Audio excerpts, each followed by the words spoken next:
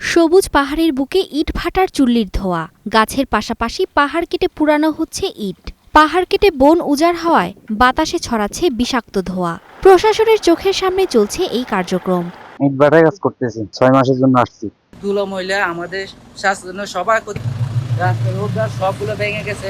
আইনকে মানে না নমানে তারা সরকার আইনকে দিতে পারবো, এটাই একটা প্রশ্ন। বান্দরবানের লামা ফাইতং, আজিজনগর, থানচি, আলীকদম ও নাইখংছড়ি সহ প্রতিটি এলাকায় ইট ভাটার চুল্লির ধোঁয়া মিশছে পাহাড়ি বাতাসে। এতে সড়ক জুড়ে ধুলাবালুতে বায়ু দূষণের শিকার পথচারীরা। ফলমূল ভালোভাবে উঠতেছে না, শাকসবজি ঠিক মতো হচ্ছে না। অবশ্যই বন্ধ করার প্রয়োজন বলে মনে করি। মানুষ চলাই না পারে, যাই না পারে, স্কুল পাওয়া যায় না পারে, কিছু খরচা।